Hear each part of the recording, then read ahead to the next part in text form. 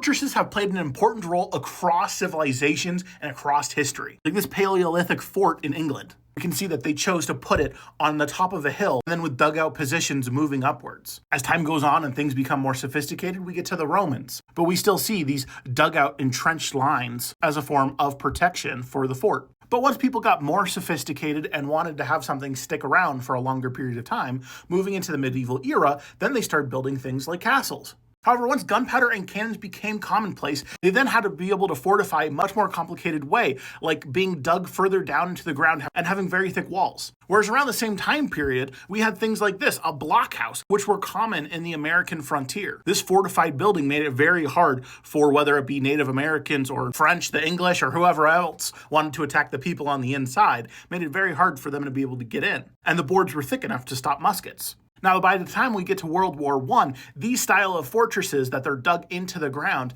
aren't nearly as useful like we can see at Fort Douaumont in World War I. Before and after the battle, by dropping artillery shells just constantly on it, it nearly completely destroyed it. And while it did hold out for a period of time, it wasn't very effective and really just got destroyed. However, when World War II rolled around, the Germans decided to build these flak towers because Berlin and a lot of these other cities are in lowlands, so you can't really dig underground very easily. So instead, they just poured insane amounts of cement with insane amounts of rebar in there to make it basically impossible to destroy these. And even 80 years after the war has ended, these things, many of which still exist today. Versus the opposite in World War II, the British, they built small fortresses near river inlets and in harbors to defend against any German incursion. Time is running out for you to be able to book your trip with me to Italy this summer. Book yours today.